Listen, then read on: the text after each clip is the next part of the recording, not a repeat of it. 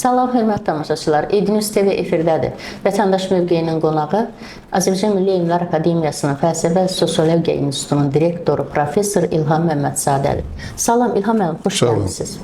İlham müəllim, bu yaxınlarda Sosial Tədqiqatlar Mərkəzində Fəlsəfə və Sosiologiya İnstitutunun birgə təşkilatçılığı ilə Sosial Tədqiqatlar Mərkəzi ilə bir yerdə yaşıl enerjiya strategiya keçidlə bağlı dərmi masa keçirdiniz və orada siz çox gözəl çıxış elədiniz və diqqətimi çəkən ekoloji problemlərə toxundunuz. Ekoloji problemlər müasir şəraitdə ən vacib problemlərdən biridir. Prinsipcə dünyaya təhdidlər onlardan gələn bir reallıqdır. İqlim dəyişikliyi, su qıtlığı və sair problemlər ekologiya ilə bağlıdır. Niyə bizə bu vacibdir? Bizim Fəlsəfə və Sosiologiya İnstitutunda 20-ci əsrin ortalarından ekoloji problematika öyrənilir. Ona görə bu problem bizim üçün təzə deyil. Başqa məsələdir ki, müasirlik o problemlərə yenilik gətirib çıxardır. Məsələn, süni intellektin inkişafı və ekoloji problemlər, siyasi dəyişikliklər, geosiyasət və ekologiya və sair problemlərlə bağlıdır. Sonra bilirsiniz ki, müasir şəraitdə qütlülük dəyişir. Bir qütlülük çox qütlülük ilə əvəz olunur.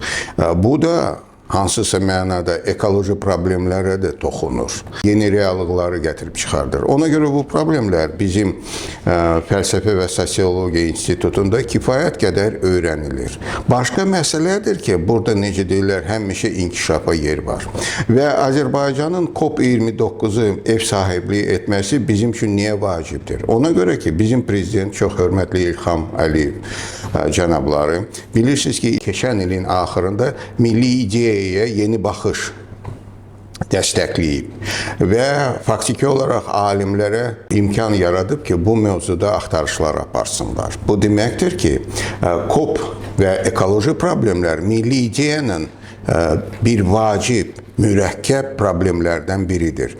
Bəziləri hesab edirlər ki, milli ideya yalnız bizim şuurumuzla bağlıdır, bizim ideologiya ilə bağlıdır. Amma milli ideya həm də bizi dünya ilə bağlı edir və ona görə də dünyaya təsir edən böyük problemlərdən biri ekoloji problem mütləq milli ideyanın tərkib hissəsi olmalıdır. Elmlər Akademiyası da bu şəraitdə kifayət qədər də konfranslar, dəyirmi masalar keçirdi. İki filosofun bir gözəl kitabı ekologiya həsr olunmuş təqdimatı keçirilib və orada da akademiyanın prezidenti və akademiklər çox gözəl çıxış ediblər və mən də öz payıma çıxış etmişim və bir maraqlı ideyadan danışdım. Bilirsiniz, yaşıl ekologiya, yaşıl sivilizasiya sözləri indi gündəmdədir. Sivilizasiya nədir? Bizim prezidentin bu ilində təyin etməsi yaşıl energiya keçid və həmrəylik. Həmrəylik isə bütün sivilizasiyaların əsasını təşkil edir. Ona görə bu bir mənada Azərbaycan COP29-u keçirərkən faktiki olaraq dünyaya həmrəylik elan edir və özümüzə həmrəylik. Bu deməkdir ki, biz birgə bu işi keçirməliyik. Birincisi, yaşıl energetikaya keçid gözə çarpır. Misal üçün, külək energiyasını, dəniz energiyasını biz kifayət qədər çalışırıq, istifadə edək. Burada addımlar böyükdür. Sonra ağıllı şəhərlər və ağıllı kəndlər məsələsi Qarabağda, bu da bu məsələyə böyük bir töhfədir. Başqa məsələdir ki, problemlər çoxdur. Misal üçün, iqlim dəyişikliyi tək bizdən asılı deyil. Su qıtlığı tək bizdən asılı deyil. Ona görə də həmrəylik dünya ilə lazımdır və bu işdə necə deyirlər, nə qədər addım atsaq, o qədər də yaxşı olardır. COP29 bizə nə verəcək? Bilirsiniz, Azərbaycan həmişə bütün dünyaya aydındır, bilirlər ki, neft-qaz ölkəsidir. Və bu böyük Azərbaycana gəlirlər də gətirir. Amma həm də aydındır ki, tələblər də çoxdur. Ölkə qaz neftin ixracı ilə bağlı olan məsələ ilə bağlıdır. Amma yaşıl energiya keçid də bir növ elə bil ki, bu energetikanın yeni bir dövrüdür. Ona görə də Azərbaycan yaxşı olar ki, bu keçiddə ən ön planda olan dövlətlərdən olsun. Və mən belə başa düşürəm ki, COP29 onu göstərir ki, Azərbaycan nəyə hazırdır bu yolda keçsin. Yaxşı məsələdir. Təbii ki. Və dünyaya nə verəcək Azərbaycana keçirilən COP29? Dünya bilirsiniz, dünya hələ bil ki dünyadır, amma dünyanın içində bəzi dövlətlər hələ də bu məsələyə diqqətlə yanaşmırlar. Yaxud da hesab edirlər ki, özləri tək bu məsələni həll edə bilərlər.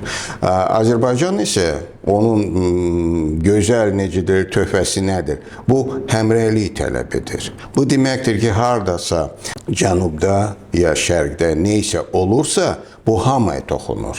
Misal üçün kimsə hardasa qıtlıq çəkirsə, bu hamıya toxunur. Bu dünyanın ekoloji sivilizasiyanın vacibliyi hamı dərk etməlidir və Azərbaycan da bu işdə öz əsirgəmir gücünü. Bəşəriyyətin problemləri əslində. Aydındır, qloballaşma ilə bağlı olan. Amma bilirsiniz, qloballaşma problemlər elə böyük problemlərdir. Onları həm regional səviyyədə həll etmək lazımdır, həm dövlət səviyyəsində, həm vətəndaş səviyyəsində. Ona görə burada nə qədər addımlar olsa, o qədər də müsbət.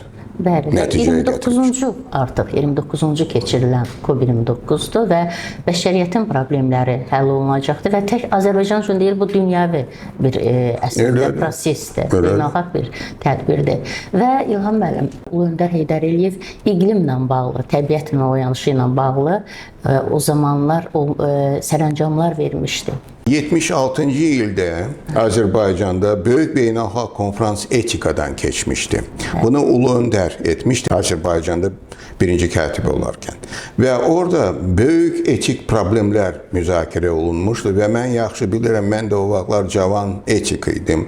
Və orada ekoloji etika problemi də səslənmişdi. Ekoloji etika nədir? Bu deməkdir ki, xalq, vətəndaşlar və dövlət birgə ekoloji problemləri həll etməlidir. Biz olur ki, Ulu Öndər onu çox yaxşı başa düşürdü və deyirdi. Çoxları hesab edir ki, bütün problemləri dövlət həll edə bilər. Yox, ekoloji problemlər, ekoloji etika belə bir problemdir ki, onu mütləq dövlət və xalq həll etməlidir. Təbiəti sevgi bu yalnız hüquqi məsələ deyil. Bu həm də mənəvi etik məsələdir. Onu adam ürəklə, şuurla həll etməlidir. Bəli, və Ulu Öndərin təbiətlə, iqlimlə, ağaclar əkmə aksiyaları buna əsas... Oradan gələn bir reallıqdır, tələbdir. Və illər keçir və bugün öz təsdiqini tapır və gələn qonaqlarımız Qarabağa gedəcəklərmi? Bizim prezident qeyd etmişdi ki, COP-un böyük imkanları var, COP-un 29-un. Və qonaqlar gərək görsünlər ki, Azərbaycan nə ilə yaşayır, nəyə ümid edir, nəyi hazırlaşır etməyə. Ona görə mən belə başa düşürəm ki, qonaqlar gedəcəklər Qarabağa. Başqa məsələdir, bəlkə bəzilər iki ürəkli, iki addımlı, iki əxlaqlı adamlardır. Bəlkə də beləsi də ola bilər. Aydındır, dünya böyükdür və orada fərqli insanlar olurlar, siyasi xadimlər olurlar və s. Biz bilir ki, misal üçün Fransa nə qədər aydındır ki, bu məsələ bir mənalı olmayan şeylərlə doludur. Amma Azərbaycan, necə deyirlər, bir şeydən utanmaq əsas yoxdur. Dövlətik addımlarımızı atmışıq və Qarabağda da böyük işlər aparırıq. Ona görə getsinlər, baxsınlar nə edirik. Ümid edirəm ki, çoxları gedəcək. Bəli, anlaşıq uzaq biz dövlətdik, xalqı. Zəfər qazanmış bir dövlətik və mən istəyərdim, onlar Qarabağda əslində bir 3-4 dəqiqəlik qısa metrajlı bir filmlər də olsun, hətta Qarabağda və yaxud Bakıda keçmiş Qarabağ, bugünkü Qarabağ bir sintez təşkil edən sənədli bir 5 dəqiqəlik, 3 dəqiqəlik fraqmentlər olsun. Baxsınlar ki, Ermənistan əgər iddialı idisə, niyə indiyə qədər oraları minalayıb, quru səhralara çeviribdir? Yəni, bu əyani şəkildə görməkləri önəmli deyilmi? Önəmlidir. Bilirsiniz, bu filmlərin olması çox yaxşı olar. Bəli. Biz bilirik ki, Qarabağ vaxtı ilə keçmiş, daha uzaq keçmiş də var idi. Bəli. Orada Şuşa, Qarabağ vaxtilə Azərbaycanın ən gözəl güşələrdən biridir. Mən deyim sizə ki, teatr Şuşada Bakıdan bəlkə də daha tez Mədəniyyət ocağı. Bəli. işləmişdi. Bəli. Amma bu sonradan ermənilər böyük itkilər bizə gətirdilər. Amma yenə də deyirəm, Azərbaycan indi Şuşada, Qarabağda böyük işlər aparır. Və necə deyirlər, bu böyük bir imkandır ki, ermənilər də başa düşsünlər ki, Azərbaycanla onlara sülhdə yaşamaq lazımdır. Və bilirsiniz ki, misal üçün BRICS görüşündə müəyyən mənada hansısa addımlar, bəlkə də müsbət tərəfə gətirən addımlar atılıb. Bunu biz dəyərləndirməliyik, qeyd etməliyik, lazımdır bu məsələ. Ona görə necə deyirlər, Şuşa, Qarabağın inkişafı faktiki olaraq dünyaya göstərir ki, Azərbaycan hazırdır inkişafa. Bu böyük bir şey. Bəli. Ermənilər isə 30 il saxladılar, bir şey eləmədilər. Bu deməkdir ki, iki mənalı münasibətləri vardı. Sözdə deyirdilər ki, onlarındır, reallıqda isə başa düşürdülər ki, onlarınki deyil. Bəli. Və addımları onu bəxs edir, ondan söhbət açır bütün dünyaya ki, onlar bu öz torpağı bilmirdilər. Öz torpağa adam mina bastırar. Bəli, bəli və quru səhralar, evlər sökülmüş orada. 30 il bundan öncəki Qarabağın bizdə təbii ki, rəsmləri var, fotoları var, bizdə videoları var və o 30 il müddət də var. Təbii ki. Və 4 il də var. Və 4 il bunlar də var. müqayisəli şəkildə Müqayisəli belə film olması maraqlı, yaxşı bir təsir edən bir reallığı göstərərdi. Kadrları. Bəli. Yaxşı məsələdir. Dəstəkləyən olsa bunu etmək yaxşı olar. Bəli. Və təbii ki, biz qələbə qazanmış bir dövlət olaraq Türk dünyası, Türk Dövlətləri Təşkilatının yaranması bizim qələbəmizin bir parçasıdır, bir hissəsidir. Dünya dövlətləri Azərbaycanla artıq hesablaşırlar. Dünya değişir, çox qütlülük yaranır və ABŞ da daha tek qütlülükdən görünür özü də hazır deyil onu daşısın, məsuliyyətini. Və BRICS də belə bir yeni təşkilatlardandır ki, təsirləri böyüyəcək. Bugün kifayət qədər böyüyüb və sonradan da böyüyəcək. Ona görə Azərbaycan müəyyən mənada başqa təşkilatlardan qırmadan öz münasibətlərini, bu təşkilatın da hansısa mənada fəal onlarla işləməlidir. Bu bir. İkincisi, biz bilirik ki, Türkiyədə də bu BRICS-lə işləyir. Və biz bilirik ki, Türk Dövlətləri Birliyi faktiki olaraq bu Avro-Aziya məkanın bir böyük bir hissəsidir. Ona görə necə deyirlər, başqa məsələ yoxdur. Biz BRICS-lə işləməliyik. O nə səviyyədə Azərbaycan mən bilirdim ki, hamı bilən kimi ki, istəyir onun üzvü olsun və mən belə başa düşürəm ki, bilirsiniz, qələbəmiz Zəngəzur koridoru gündəmə gətirib və Zəngəzur koridoru faktiki olaraq Türk Dövlətlərin Birliyinin real mexanizmlərdən biridir. Bu deməkdir ki, Azərbaycanın təsiri dünyaya bu, necə deyirlər, Zəngəzur koridoru ilə böyüyəcək və Türkiyənin də və Ermənistanın da. Bu, necə deyirlər, bu üç dövlət Zəngəzurun köməyi ilə bir vacib bir Afro-Aziya məkanın bir iştirakçılarına ola bilərlər. Ona görə mən hesab edirəm ki, gecə tezi bu işlər əmələ gələcək, reallaşacaq daha doğrusu və bu çox belə bir gözəl məsələdir. Sonra da bir məsələni də yadınıza salım, qoşulmama hərəkət. Bilirsiniz, Azərbaycan bu təşkilatın əsas liderlərindən biridir. Halbuki bəlkə də o təşkilatda da böyük dövlətlər iştirak edir. Ona görə qoşulmama hərəkəti BRICS-lə aydındır ki, yaxın münasibətləri quracaqlar. Ona görə ki, BRICS bu şərq və cənub ölkələrin təşkilatıdır. Faktiki olaraq bu, necə deyirlər, qoşulmama hərəkətin başqa bir üzüdür.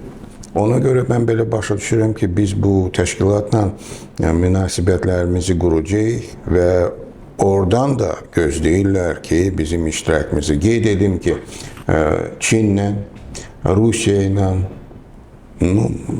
başqa dövlətlərdən danışmaq istəmirəm, amma bu iki dövlət BRICS-in ən vacib hissələridir. Hindistan var. Aydındır ki, Hindistan daha çetin bir dövlətdir, daha çetin münasibətlərimiz var. Amma bütövlükdə aydındır ki, bu məsələlər həll olunan məsələlərdir. Bəli. Çox sağ olun deyirəm sizə. Təşəkkür edirəm. Sizə çox sağ olun. Hörmətli tamaşaçılar, Ediniz TV-nin qonağı Azərbaycan Milli Elmlər Akademiyasının Fəlsəfə və Sosiologiya İnstitutunun direktoru professor İlham Məmmədzadə idi.